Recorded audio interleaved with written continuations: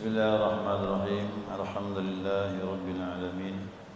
Allahumma salli ala nuril anwar wa sirril asrar wa tiryakil aghyar wa miftahi babil yasar sayyidina wa maulana Muhammadinil mukhtar wa alihi al-athhar wa ashabil ahyar adada ni'amillahi wa ibdalih.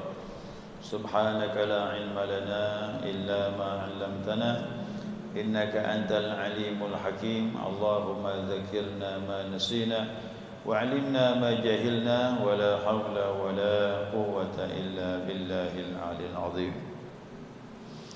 Qala musannif rahimallahu ta'ala wa nafa'ana bi 'ulumihi fid dharain amin. Para jamaah sekalian yang saya muliakan, assalamualaikum warahmatullahi wabarakatuh. Alhamdulillah, senantiasa kita mengaturkan pujian dan syukur kita kepada Allah atas limpahan rahmah hidayahnya. Malam ini kita dapat melanjutkan kajian kita, muzakarah kita, panduan kitab Al-Minahus Saniyah.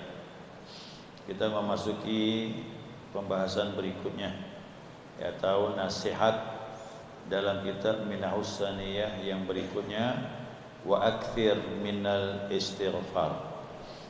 Ya, perbanyak daripada istighfar. Nah, jadi nasihat ini seluruh ulama berpendapat bahwasanya dianjurkan memperbanyak istighfar. Apalagi dalam ilmu tasawuf itu bukan lagi istighfar, hari-hari disuruh salat tobat. Habis salat tobat istighfar, habis salat tobat istighfar, setiap hari satu kali. Nah, jadi intinya apa? Istighfar itu adalah pembersih wadah. Ya, wadah diri kita ni dalam batin ini, dia tak bisa menerima anugerah Allah, ya, kecuali wadahnya dibersihkan dulu. Nah, jadi zikir pembuka, istighfar bersihkan wadah. Bersihkan wadah, maka buka hatimu, mudah-mudahan dapat anugerah Allah Subhanahu wa taala. Ya. Nah, kita lihat perbanyak daripada istighfar taba'an lil Qur'anil azim, karena mengikuti Al-Qur'an. Kalau kita buka Al-Qur'an, banyak perintah istighfar. Wa may ya'mal su'an aw yazlim nafsahu thumma yastaghfirillah yajidillaha ghafurar rahima. Orang-orang yang melaksanakan perbuatan menzalimi diri, lalu mereka mohon istighfar kepada Allah, dia akan mendapatkan Allah Maha Pengampun lagi Maha Penyayang. Dianjurkan kita banyak istighfar. Walladzina fa'alu fahsyatan aw zalamu nafsun fastaghfirullah. Allahumma shalli ala sayyidina Muhammad. Walladzina fa'alu fasyatan aw zalamu thumma yastaghfirillah. Mirip-mirip ayatnya, lupa saya. Pun juga ayat itu menganjurkan memperbanyak istighfar kepada Allah. Ayat lain juga menyatakan wa ma kana Allah mu'adzibahum wa hum yastaghfirun. Allah tidak akan mengazab mereka selama mereka minta ampun, istighfar kepada Allah Subhanahu wa taala. Dan begitu banyak ayat-ayat yang memerintahkan untuk minta ampun kepada Allah Subhanahu wa taala. Wa fil hadis, demikian juga daripada hadis Nabi Muhammad sallallahu alaihi wasallam. Banyak hadis-hadis menganjurkan istighfar. Di antaranya riwayat Imam Bukhari. Ya. Riwayat Imam Bukhari, Nabi sallallahu alaihi wasallam bersabda, "Inni astaghfirullah." Ya. Inni astaghfirullah ta'ala wa atubu ilaihi fil yaumi 70 marratan. Sesungguhnya aku minta ampun kepada Allah dan bertobat kepadanya. Lengkap ni ya. Minta ampun dan bertobat kepadanya dalam satu hari 70 marrah, 70 kali. Coba lihat ni kan Nabi ni.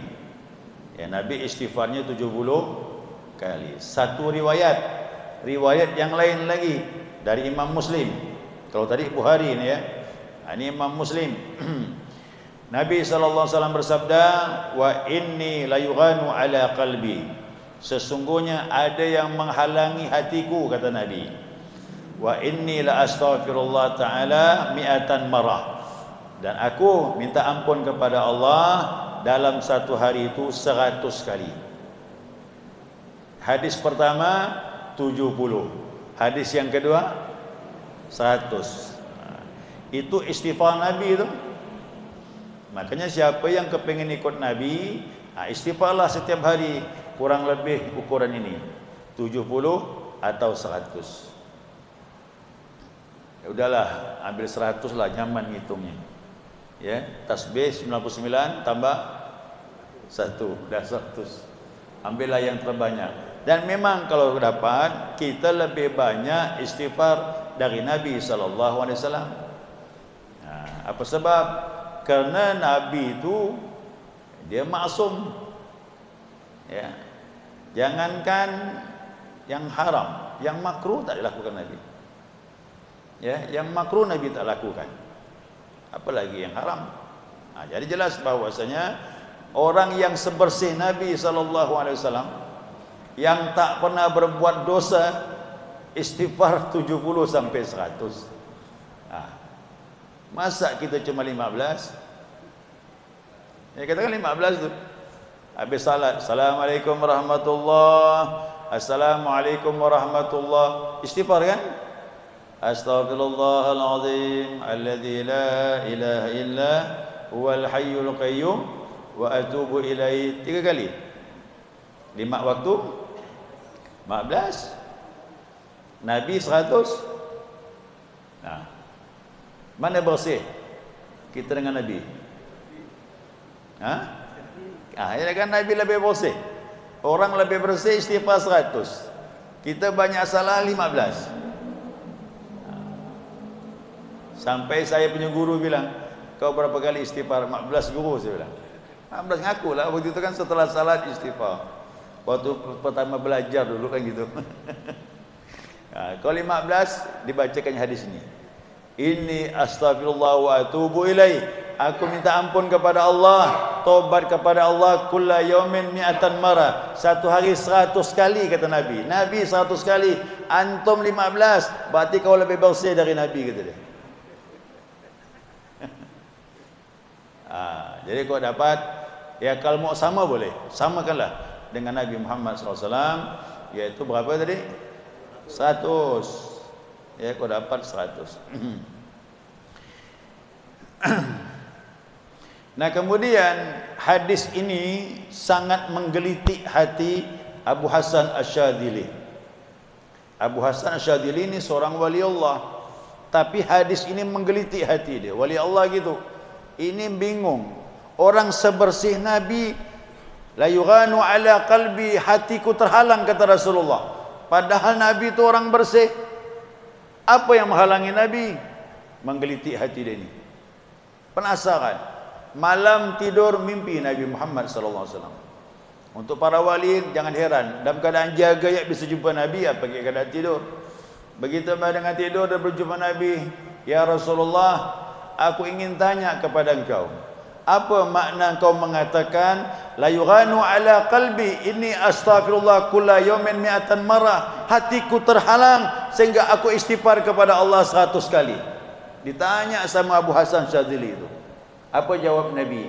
Hatiku terhalang oleh cahaya, kata dia, sehingga aku tidak bisa menatap Allah Subhanahu wa taala. Masya Allah, terkejut saya itu. Ternyata Nabi yang mendindingi dia dengan Allah cahaya. Kan terlalu silau. Kita kalau kuat cahaya bisa mandang tak? Nabi silau dengan cahaya Allah sehingga tak bisa menatap Allah Subhanahu wa taala. Kita terhijab kegelapan zulmah. Dosa kita yang menutupi hati kita ini. Itu perbedaan kita dengan Nabi Muhammad sallallahu alaihi wasallam. Itu hikmahnya. Ya, hikmahnya kegelapan dengan cahaya. Nabi cahaya di atas cahaya. Ya, makanya Nabi masih ingat waktu Isra dan Mi'raj, Nabi dibawa oleh malaikat Jibril, diletakkan di bawah hijr Ismail, dibelah dada Rasulullah, dicuci dengan air zam-zam, diisi iman dengan hikmah. Kenapa Nabi dicuci? Pada Nabi bersih. Nabi dibersihkan lebih bersih lagi kerana menghadap ya kepada yang maha suci. Ya. Jadi istighfar ni dipakai oleh para ulama walaupun dia wali Allah. Sudah tak ada dosa dari itu, tetap dia istighfar. Dia mau membersihkan yang sudah bersih supaya semakin dekat dengan yang maha suci Allah Jalla Jalaluhu. Kemudian hadis yang ketiga, Ibnu Hibban meriwayatkan ya, dari Nabi SAW, sahabat berkata, inna kunna na'uddu li Rasulillahi sallallahu alaihi wasallam fil majlisil wahid, ya. Sesungguhnya kami menghitung bersama Rasulullah dalam satu majlis. Berarti majlis ya, ramai-ramai. Dan kami menghitung Nabi mengucapkan nih istighfarnya, Rabbighfirli wa tub alayya innaka antat tawwabur rahim. Jadi istighfar Nabi dengan sahabat ramai-ramai, Rabbighfirli wa tub alayya innaka antat tawwabur rahim, Rabbighfirli wa tub alayya innaka antat tawwabur rahim, Rabbighfirli wa tub alayya innaka antat tawwabur rahim. Hai Tuhan, ampunkan aku, terima taubat aku, sesungguhnya Engkau Maha menerima taubat dan Maha kasih sayang. Itu kami hitung, kata sahabat, satu duduk dengan Nabi, sekali duduk 100 istighfar. 100. Nah, berarti Nabi berjamaah, istighfar pun berjamaah. Bagaimana mungkin orang bisa menyalahkan berzikir berjamaah? Padahal Nabi istighfar dengan sahabat. Yang hitung siapa? Sahabat dihitung 100 sekali duduk. Nah, kita juga begitu. Boleh kita duduk bersama-sama istighfar, zikir berjamaah dan sebagainya, mengikuti daripada sunnah Nabi Muhammad sallallahu alaihi wasallam. Nah, 3 hadis ini cukuplah mewakili. Hadis yang pertama, Nabi minta ampun 70 kali. Hadis yang kedua, Nabi minta ampun 100 kali. Hadis yang ketiga, sahabat duduk dengan Nabi menghitung istighfar 100 kali. Bayangkan tu, Nabi dengan sahabat istighfarnya tak sedikit. Kemudian muncullah wasiat daripada Abu Hasan Asy-Syadzali rahimallahu taala. Beliau pun berpendapat tentang istighfar. Apa kata beliau? Alaika bil istighfar, hendaklah kau melaksanakan istighfar, perbanyaklah istighfar. Wa illam yakun hunaka dzanbun, sekalipun kau tak berbuat dosa, kata dia. Padahal kita ni pasti berbuat dosa. Dikatakan sama Abu Hasan Syadzali, walaupun tak terjadi berbuat dosa, perbanyaklah kau istighfar. Kenapa? Wa'tabiru bi istighfaril ma'sumil akbar.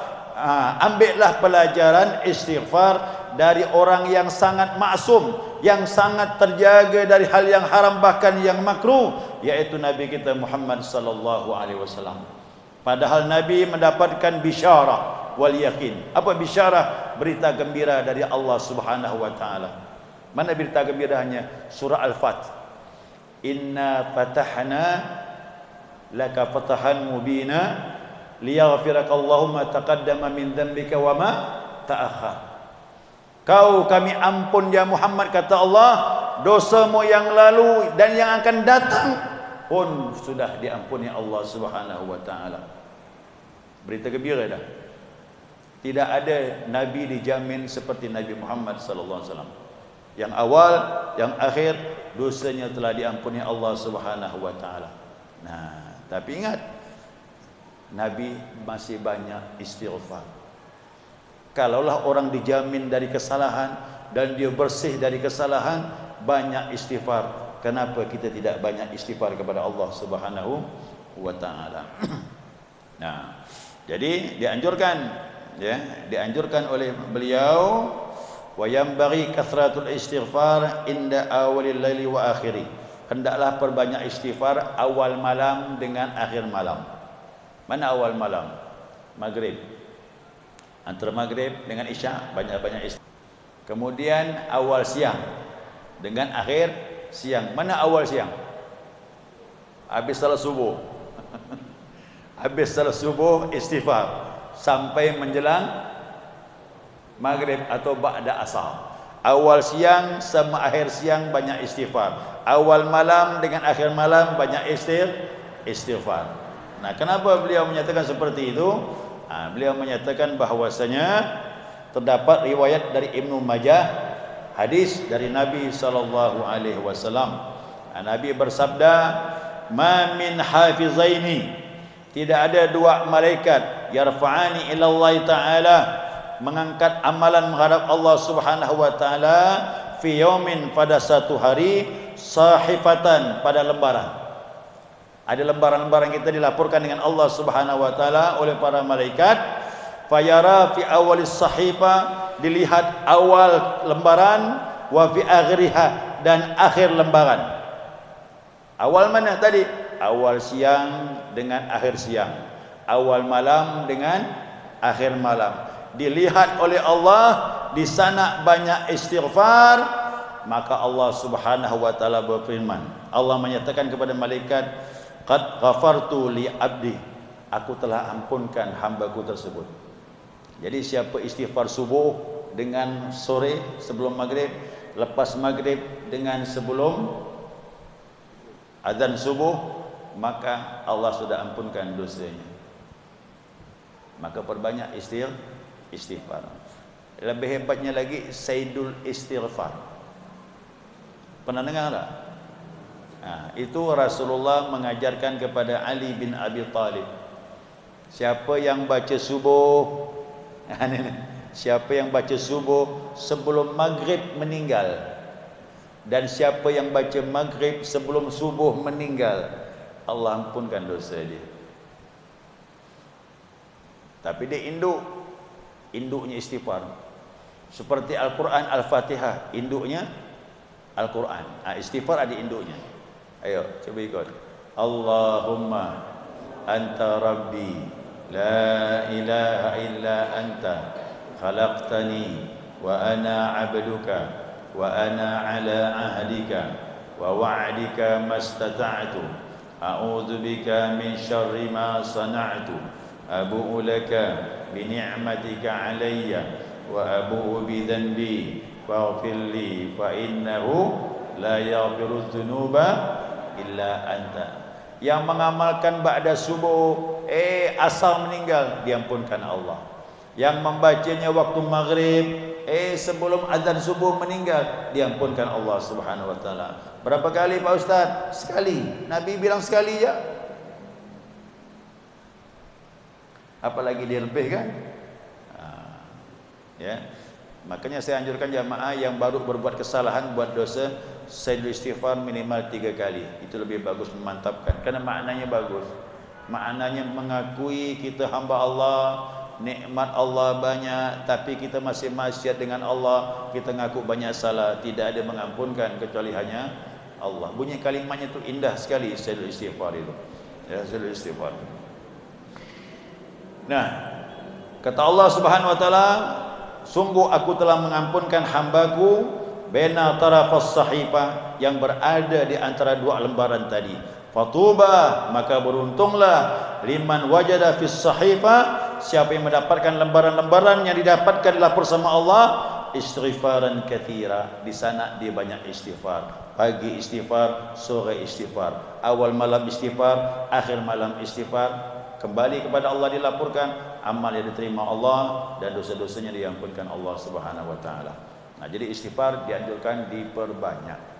Berapa banyak? Ikut Nabi tadi, ya. Minimal 100. Nah, sekarang hari ini kita belajar, ingat, jangan istighfar 15 lagi. Ya, jangan istighfar cuma 15, kau dapat 100. Malulah kita dengan Nabi, seolah-olah kita lebih bersih dari Nabi sallallahu alaihi wasallam. Macam mana istighfarnya? Terserah. Yang tadi panjang cuma sekali je, maghrib sekali, subuh sekali. Kalau mau 100, istighfar yang pendek. Yang mana yang pendek? Astaghfirullah, astaghfirullah. Istighfar tu, ya kan? Apa arti astaghfirullah? Aku minta ampun kepada Allah, itu paling pendek. Astaghfirullah, astaghfirullah, astaghfirullah, astaghfirullah, astaghfirullah. Pendek, kalau faham lebih menyentuh, bagus, daripada panjang tapi tak faham. Ya, pendek bagus. Kalau saya mau standar Pak Ustaz, boleh. Astaghfirullahalazim alladzi la ilaha illa huwal hayyul qayyum wa atubu. Atau yang tadi dipakai Nabi dengan sahabat, Rabbighfirli wa tub alayya innaka antat tawwabur rahim. Istighfar. Kalau saya lihat istighfar ini itu amalan wirid setelah salat duha. Coba buka kita kitab tu. Amalan salat duha setelah salam baca istighfar ini. Rabbighfirli wa tub alayya innaka antat tawwabur rahim. Dalam kitab I'anatul Talibin setelah salat duha ditambahnya tadi sedikit, warhamni Rabbighfirli warhamni wa tub alayya innaka antat tawwabur rahim. Mirip-mirip kurang lebih. Itu amalan wirid setelah salat duha. Berapa kali dibaca? 100. Sama dengan hadis Nabi sallallahu alaihi wasallam. Ini bagi yang mengamalkan salat duha. Yang tak mengamalkan istighfar sajalah. Lakukan antara maghrib ya. Kemudian setelah salat subuh silakan perbanyak istighfar. Baik jamaah, segera cukup. Mudah-mudahan sudah pahami. Ada waktu 5 menit. Silakan. Ada hal-hal yang mau ditanyakan. 3 kali. Ya. 5 waktu. Kalau kita setelah sudah sholat, kita melakukannya 100 kali itu istighfar itu boleh? Boleh. Kalau berjamaah tak boleh. Nanti maaf, kira-kiranya kita sendiri tidak berjamaah dengan yang lain. Boleh berjamaah kalau jamaahnya mahsurin. Apa jamaah mahsurin? Jamaah yang memang reda, dia senang istighfar diperpanjang sampai 100 kali. Boleh. Tapi kalau di sini janganlah istighfar 100 kali. Itu baru istighfar, belum subhanallah. Nanti jamaah tak terima.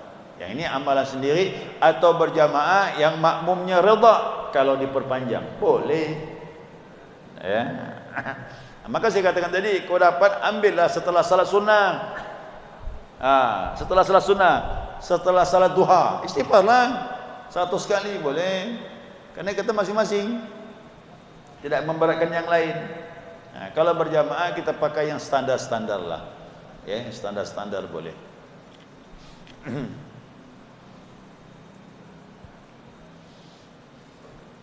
Kira-kira jemaah istighfar 3 kali setelah salat tu apa kira-kira? Sebenarnya kata Hasan Al-Basri, Nabi SAW mengajarkan istighfar setelah salat 3 kali itu sebenarnya bukan untuk tobat membersihkan hati, tapi istighfar kepada Allah, minta ampun salat yang kita lakukan tu banyak kekurangannya. Tu sebenarnya kata Hasan Al-Basri, khusyuknya kurang, tumakninanya kurang sempurna. Ya kan, pikiran macam-macam. Ya, ada gerakan-gerakan di luar salat yang kita lakukan, itu semuanya banyak cacat. Makanya istighfar 3 kali.